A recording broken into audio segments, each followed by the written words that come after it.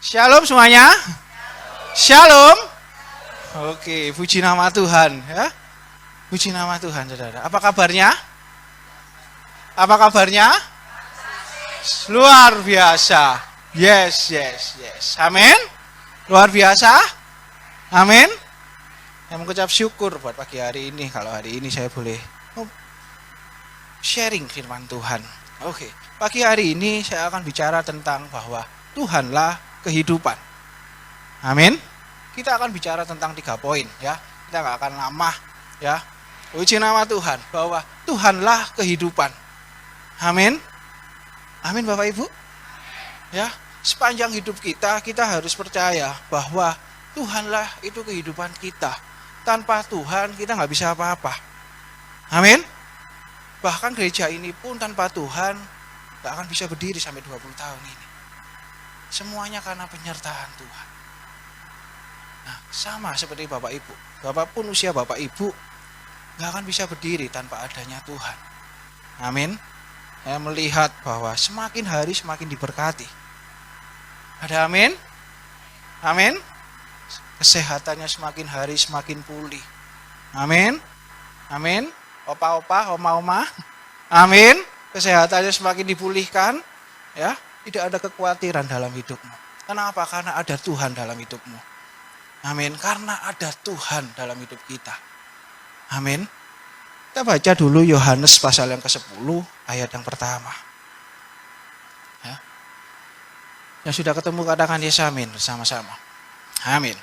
Aku berkata kepadamu, sesungguhnya siapa yang masuk ke dalam kandang domba dengan tidak melalui pintu, tetapi dengan memanjat tembok, ia adalah seorang pencuri dan seorang perampok. Nah, poin yang pertama yang mau saya bagikan adalah waktu kita mau menjadikan Tuhan sebagai kehidupan kita, firman Tuhan ayat pertama dikatakan, aku, Tuhan berkata kepada kita, sesungguhnya siapa yang masuk ke dalam kandang domba dengan tidak melalui pintu, tetapi dengan memanjat tembok, ia adalah seorang pencuri dan seorang perampok. Ya, jadi Tuhan menetapkan bahwa siapa domba Tuhan itu harus masuk melalui apa Bapak Ibu? Pintu, hanya satu pintunya. Nggak ada lagi, nggak boleh loncat, nggak ada pintu yang lain, nggak ada pintu yang di sebelah kanan, nggak ada pintu yang sebelah kiri. Tapi hanya melalui Tuhan. Yang setuju dengan saya katakan amin. Harus melalui pintu Bapak Ibu. Sama halnya kalau kita masuk ke rumah kita, itu hanya satu pintu. Kalau lewat dari pintu yang lain, atau loncat, kita sebut apa Bapak Ibu? Pencuri, ya, maling. Ya, maling ya. Karena nggak biasa, biasanya lewat pintu itu Bapak Ibu. Nah, waktu kita mau menjadikan Tuhan sebagai kehidupan kita, juru selamat dalam hidup kita, poin yang pertama yang mau saya bagikan adalah jadikan Tuhan itu pintu kehidupan kita. Amin. Amin. Jadikan Tuhan itu pintu kehidupan kita. Gak ada yang lain Bapak Ibu Saudara-saudara. Kalau engkau ada masalah, kalau engkau ada problem, engkau sedang sakit, hanya satu pintu, hanya satu nama yang kita panggil. Hanya siapa? Yesus. Jadikan Tuhan sebagai pintu kehidupan kita.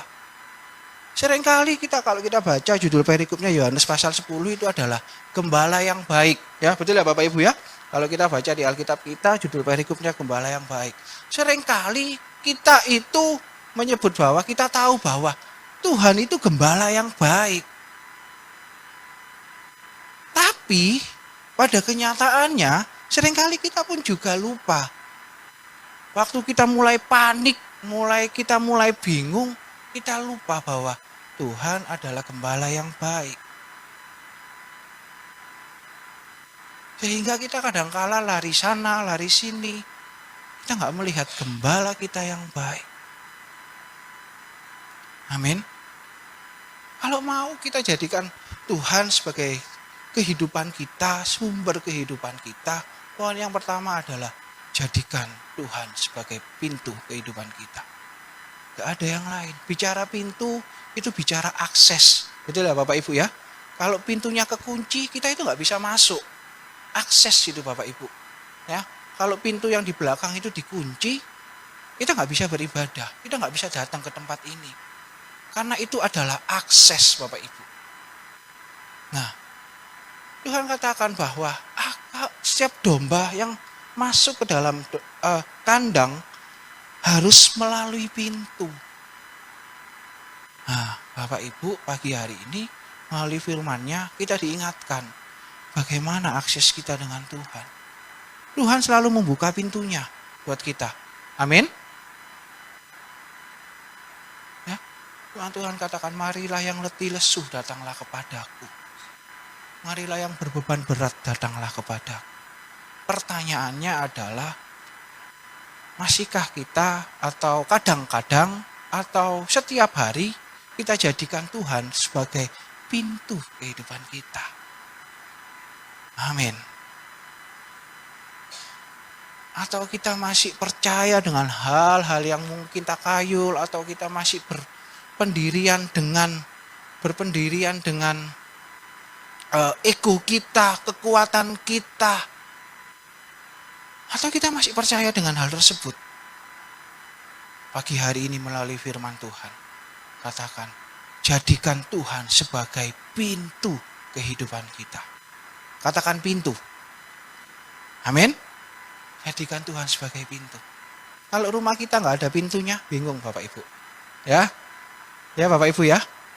Pasti kita ayah-ayah ya, kepala rumah tangga, kalau rumahnya nggak ada pintunya pasti bingung. Ya apa carai biar rumah ini ketutupan, biar ditutup, biar nggak ada pencuri yang datang. Nah, Bapak Ibu, pagi hari ini, ayo jadikan Tuhan sebagai pintu kehidupan kita. Kita baca Yohanes pasal yang pertama ayat yang kedua. Biar lengkap ayat 1 dulu deh. Ya. Aku berkata kepadamu, sesungguhnya siapa yang masuk ke dalam kandang domba dengan tidak melalui pintu, tetapi dengan memanjat tembok, ia adalah seorang pencuri dan seorang perampok. Ayat yang kedua. Tetapi siapa yang masuk melalui pintu, ia adalah gembala domba. Pastinya gembala dombanya pasti buka pintunya dulu. Oh, itu gembalaku. Dia buka pintunya, dombanya masuk. Yang loncat, wah ini serigala ini, mau dimakan dombaku ini. Nah, Bapak Ibu, pagi hari ini, ayo jadikan Tuhan sebagai pintu kehidupan kita. Amin. Ingat ya, bicara pintu itu bicara akses. Setiap kita bangun pagi, bagaimana akses kita? Ya, apakah kita mau kasih waktu buat Tuhan untuk berdoa? Atau kita sudah bobo? Ya, kalau bahasa Jawanya kelontangan gitu ya. Sama dapurnya ya, mungkin waduh, apalagi kalau bangunnya kesiangan ya, kelontangan wajannya. Ya, bobo sudah ya. Nah, Bapak Ibu, pagi hari ini melalui firman-Nya, ayo jadikan Tuhan pintu kehidupan kita. Ya, nggak ada yang lain Bapak Ibu. Firman Tuhan katakan, ya, domba yang tidak melalui pintu itu sebagai pencuri Bapak Ibu. Ayo Bapak Ibu, jangan mau jadi pencuri Bapak Ibu. Apalagi kita mencuri kemuliaan Tuhan. Ya. Amin. Amin Bapak Ibu, jadikan Tuhan pintu kehidupan kita. Poin yang kedua, ya. Poin yang kedua. Nah, izinkan Tuhan untuk berjalan di depan kita, ya. Gambarnya adalah Tuhan menolong domba, ya. Ada satu domba yang tersesat, ya. Tuhan kasih perumpamaan di Perjanjian Baru, ya. Jika ada 100 domba, ya, satu aja tersesat, Tuhan cari. Amin. Kalau ada satu domba tersesat, Tuhan cari. Nah, pagi hari ini, ya, boleh next. Nah, melalui firman-Nya di sini dikatakan, jika semua dombanya telah dibawanya keluar, ia berjalan di mana Bapak Ibu? Depan mereka. Ya, izinkan Tuhan pagi hari ini berjalan di depan kita, Bapak Ibu.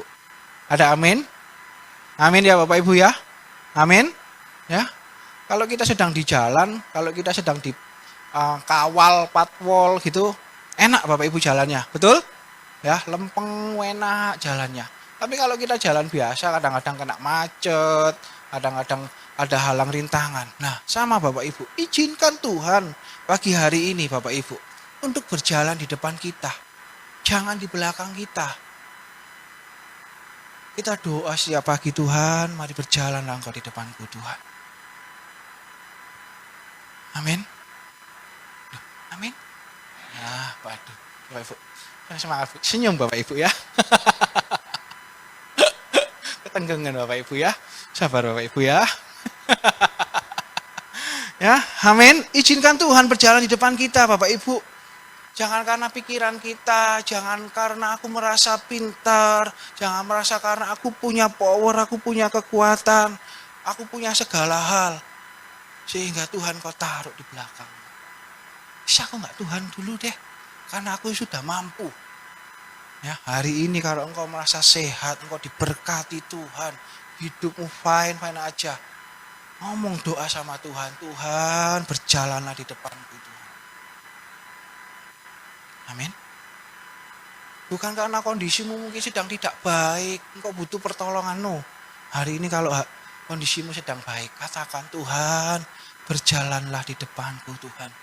Pekerjaanmu sedang baik-baik saja, usahamu sedang meningkat. Doa sama Tuhan, Tuhan jalan di depanku Tuhan, jalan di depanku Tuhan. Ingat Bapak Ibu, ya, jangan jadikan Tuhan itu seperti rumah sakit Bapak Ibu. Kalau saya bicara di anak-anak muda, seperti rumah sakit, seperti bengkel, ya. Kalau rumah sakit, siapa yang setiap hari datang ke rumah sakit? Nggak ada kan?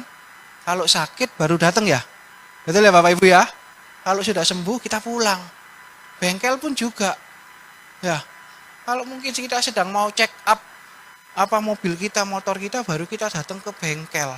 Nggak setiap hari kita datang ke bengkel, kecuali yang usahanya bengkel. Kecuali yang menjadi dokter, perawat, ya pasti setiap hari datang ke rumah sakit. Tapi saya melihat bahwa setiap kita pasti yang sakit baru datang ke rumah sakit. Jangan jadikan Tuhan itu seperti rumah sakit Bapak Ibu. Kalau kita sakit, kalau kita perlu baru kita datang. Tapi mari kita rubah pikiran kita, setiap hari kita datang. Ada amin? Amin? Waktu kita mengizinkan Tuhan itu berjalan di depan kita, setiap hari datanglah. Amin? Setiap hari datanglah. Setiap hari datanglah Tuhan. Bapak Ibu, nggak ada jalan yang lain Bapak Ibu. Ya, setiap hari datanglah ke Tuhan. Ya, karena apa? Karena Tuhan, karena kita mau Tuhan itu berjalan di depan kita. Ya, karena Tuhan itu izinkan bahwa Tuhan itu berjalan di depan kita. Jangan ditaruh di belakang Bapak Ibu. Ya. Nanti kalau kita tersesat bingung kita. Amin. Kalau kita tersesat baru kita teriak Tuhan, Tuhan. Sama kalau domba ini tersesat mungkin baru dia itu mbek, mana gembalaku? Nah, kok teman-temanku nggak ada semua, ya? Kok komunitasku nggak ada semua? Nah, baru tersesat dia, baru cari Tuhan. Amin. Dia jalan aja, wah jalannya enak nih. Tiba-tiba mungkin ada selokan atau mungkin ada apa, dia kesandung, akhirnya masuk selokan, bingung. Kenapa? Karena dia berjalan. Gembalanya di belakang. Sama Bapak Ibu. Waktu kita taruh Tuhan di nomor sekian, nomor 2, 3, 4, 5. Hati-hati Bapak Ibu tersesat. Amin. Ya, kita baca ke-12 murid Tuhan Yesus. 12 murid Tuhan Yesus itu bersama-sama dengan Tuhan Yesus. Tapi masih ada yang mengkhianati Bapak Ibu. Kurang apa coba? Setiap hari itu melihat Tuhan, melihat mukjizat, dengar khotbah, apalagi dengar puji-pujian, melayani, tapi masih ada yang tersesat. Apalagi kita, Bapak Ibu. Ya, jangan pernah ada yang masuk, aku kuat tanpa Tuhan. Amin. Ya, karena kita nggak bisa apa-apa Bapak Ibu tanpa Tuhan. Percayalah itu Bapak Ibu. Jangan dites deh itu kalau itu. Ya, Coba sih aku nggak tanpa Tuhan sih. Jangan dites, jangan dilakukan Bapak Ibu. Jangan dilakukan Bapak Ibu. Kita nggak bisa apa-apa tanpa Tuhan Bapak Ibu. Nggak bisa. Nggak bisa Bapak Ibu. Ya, nggak bisa. Berapapun usia kita hari ini. Ya, nggak bisa Bapak Ibu. Tanpa Tuhan. Berapapun deposito kita, properti kita, apalagi Bapak Ibu, kekayaan kita, ya, saham kita, ya, apalagi kripto kita. Waduh, nggak bisa Bapak Ibu, saudara-saudara, nggak bisa Bapak Ibu. Ya, minta pertolongan Bapak Ibu, minta pertolongan dengan Tuhan. Saya percayakan itu, saya pastikan itu nggak bisa apa-apa kita tanpa Tuhan. Ya, jangan dicoba Bapak Ibu.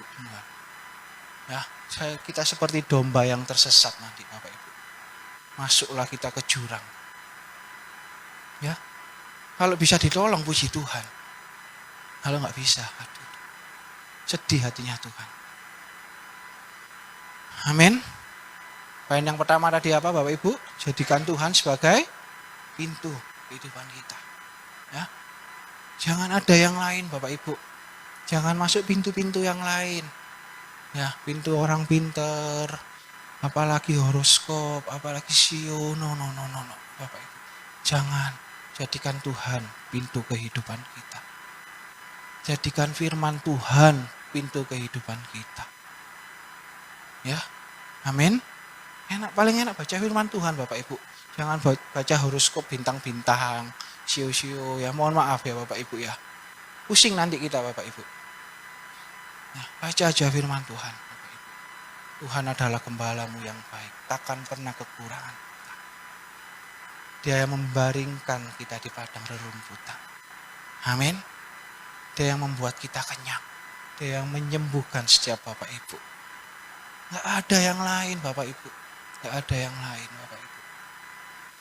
Gak ada yang lain. Ya. Yang kedua, izinkan Tuhan berjalan di depan kita. Ya, hal ini mungkin susah Bapak Ibu ya. Aduh Tuhan ya apa ya. Kadang-kadang lupa mungkin ya kalau kita lagi panik. Ya, kalau kita mungkin lagi butuh pertolongan. Nah, kita belajar pagi hari ini. Ayo. Ya, firman Tuhan katakan jika semua dombanya telah dibawanya keluar, ia berjalan di depan mereka. Gembalanya ngomong, ayo domba jalan wes, jalan enggak. Ayo domba ikut aku sini. Ya berjalan Bapak Ibu. Biar enggak tersesat Bapak Ibu. Biar enggak tersesat. Enggak dombanya, ayo wes mlaku dewe-dewe, arepmu. Enggak Bapak Ibu. Ya. Domba itu pinter ya, mungkin seekor. Ya, nah ketawa sedikit Bapak Ibu.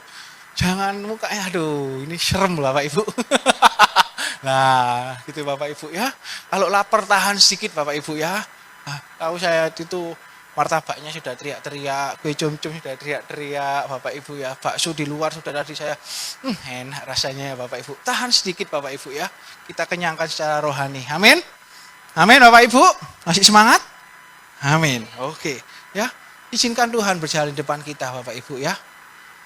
Izinkan Tuhan ya. Setiap pagi kita berdoa, Tuhan, berjalan Tuhan di depanku Tuhan. Ya, kenapa? Karena itu adalah doa yang mungkin kita bisa katakan bahwa kita memasrahkan hidup kita sama Tuhan. Bukan pasrah itu istilahnya kita nggak melakukan apapun ya Bapak Ibu ya. Tapi kita ini mau setiap langkah kita itu dituntun sama Tuhan. Amin. Beda loh ya. Kita nggak ngapa-ngapain atau kita ini memasrahkan hidup kita dengan Tuhan itu beda. Wis Tuhan ya wis aku tak ngluwetak ae wis meneng ae, beda Bapak Ibu. Kita tetap melakukan aktivitas pekerjaan kita, apapun kita. Tapi jangan lupa, Tuhan berjalanlah di depanku Tuhan. Berjalanlah di depanku Tuhan. Berjalanlah di depanku Tuhan. Kalau engkau mungkin kerjaanmu sedang nggak baik, ya katakan Tuhan, jalan di depanku Tuhan. Mari buka jalan Tuhan, mari buka jalan Tuhan. Ya, mari buka jalan Tuhan, mari buka jalan. Ya, katakan itu, ya. Kalau mungkin ya saya pernah ngalami mungkin kalau ban bocor ya, sambil nuntun ya, aduh rek, ndi tambal ban iki, ndi tambal ban ini. Tambal ban biar apa jalannya nggak capek-capek Bapak Ibu. Lah sama Bapak Ibu pagi-pagi waktu kita beraktivitas sambil kita berdoa sama Tuhan. Ya Tuhan jalan hadapanku Tuhan. Apalagi kalau kita mengalami kesusahan, wah lebih kuat lagi kita berdoa. Amin, lebih kuat lagi kita berdoa Bapak Ibu. Lebih kuat lagi kita berdoa. Ya. Amin. Poin yang ketiga.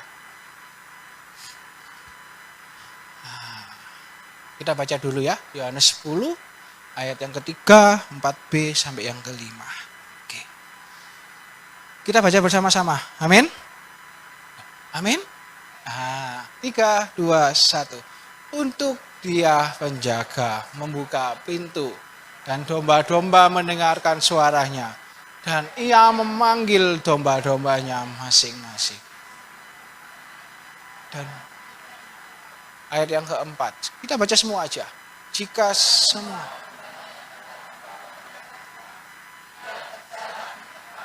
dan domba-domba itu mengikuti Dia karena mereka, ayat yang kelima, tetapi seorang asing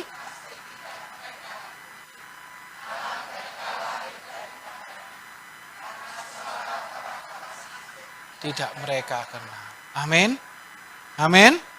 Firman Tuhan ada katakan bahwa berjaga-jagalah. Karena si iblis itu seperti singa yang mengaum-ngaum. Betul ya? Si iblis ini juga berjaga-jaga.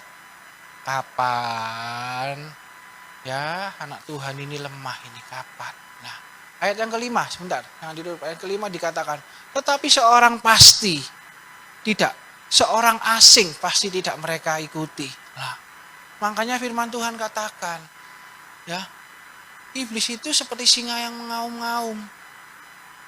Nah, kita pagi hari ini melalui firman Tuhan diberitahu nih petunjuknya. Hati-hati ya, iblis itu selalu berjaga-jaga, seperti singa yang mengaum-ngaum. Nah, di sini dikatakan, kalau ada seorang asing, pasti tidak mereka ikuti. Malah mereka lari, Bapak Ibu.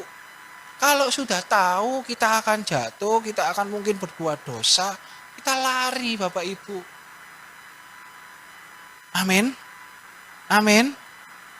Daripadanya karena suara orang-orang asing tidak mereka kenal. Nah, Bapak Ibu, firman Tuhan sudah katakan, hati-hati ya, iblis itu seperti singa yang mengaum-ngaum loh. Nah, melalui firman lagi Tuhan dikatakan, hati-hati juga, orang asing itu harusnya nggak kamu kenal. Kenali gembalamu, kenali suara gembalamu, kenali suara firman Tuhan. Kalau engkau dengar yang bukan dari firman Tuhan, apa yang harus kita lakukan Bapak Ibu? Lari Bapak Ibu. Loh, suara apa itu rek? Waduh, jangan ke gereja, jangan ke gereja. Kita malah ikuti lah.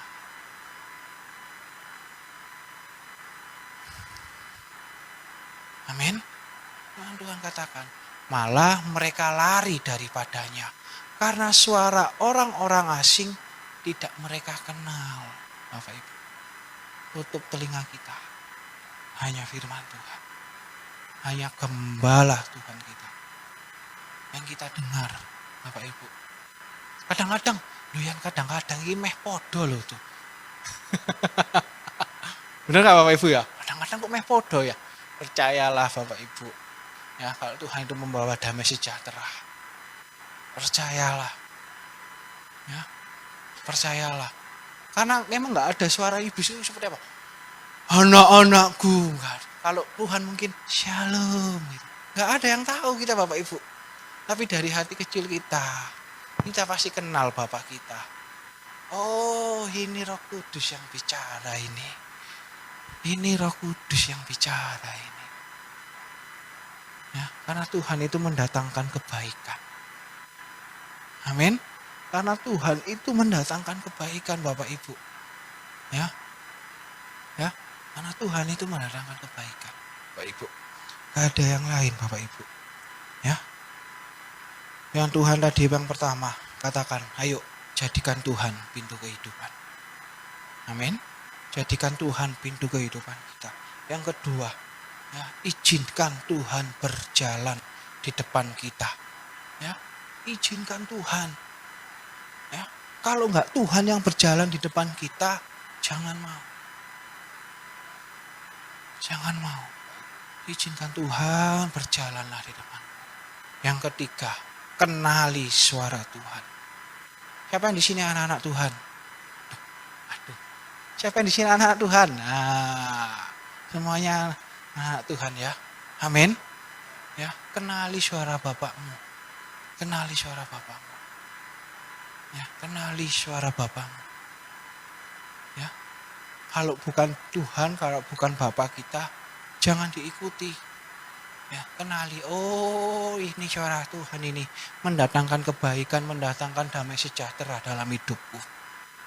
Ya, kalau sampai itu tidak mendatangkan sejahtera dalam hidupmu, doa lagi lebih kuat sama Tuhan. Amin. Amin. Ya, Bapak Ibu, ayat yang terakhir. Ya, waktu saya belajar firman ini Tuhan, kenapa sih kok firman ini Tuhan ya?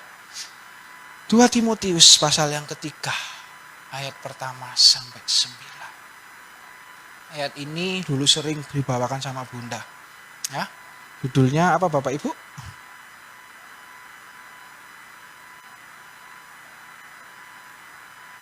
Dua Timotius pasal yang ketiga. Keadaan manusia pada akhir zaman. Ya. Kita baca bersama-sama. Amin. Mari kita bangkit berdiri. Haleluya.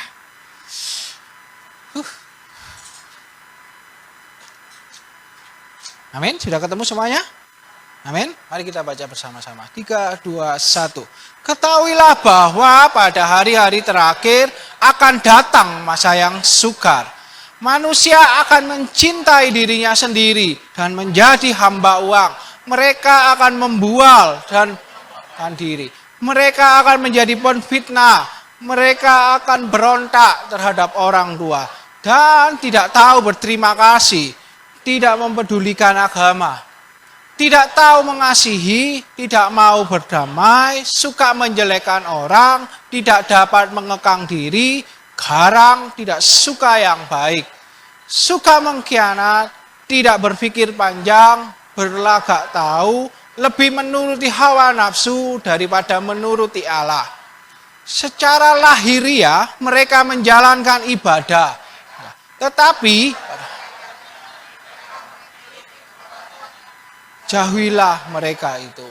Sebab di antara mereka terdapat orang